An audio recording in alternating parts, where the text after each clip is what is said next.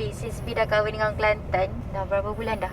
4 bulan 4 bulan lebih. Okay, kita nak tengok dia tahu tak bahasa lorak Kelantan. Set demo ni. Okay, kita buat Kelantan challenge. First, gege. Gege. Gege. Gigi lah. Salah. Gege. Gege bini. Oh, gedik lah bini. Tak. Aduh, jawapan dia? Bising. Pising. Tak pernah pun saya cakap dengan B macam tu. Dah lah. Okay, so kalah. Kosong lagi. Second word. Tohu. Ha? Tohu. Perkataan sikit lah. Okay, kita buat ayat. B, tolong tohu siapa? Tohuk, buang sampah lah. Alah, sayang B ni. Orang panggil dulu B Andika Kelantan. Apa lagi? Sekejap. Unggah. Unggah-unggah gimana tu? Unggah-unggah. Unggah-unggah. Unggah-unggah.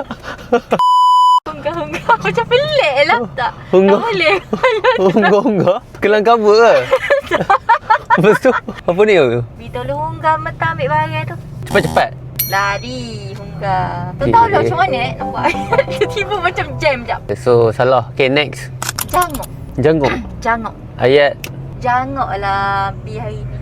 Handsome lah B hari ni. Lawa lah. Biasa Oh. jangok ni untuk perempuan kita kena jangok. Dua salah, dua betul. Last, penentu. Ini kalau B tak tahu lah. Piti. Pitih duit lah. Dapat duit laju. Kita orang bisnes ni. Boleh. So 3 betul, 2 salah. So we consider orang Kelantan ni. Set demo ni. Cuba komen sikit challenge apa lagi yang Dr. Melinda nak buat. Cuba komen kat bawah.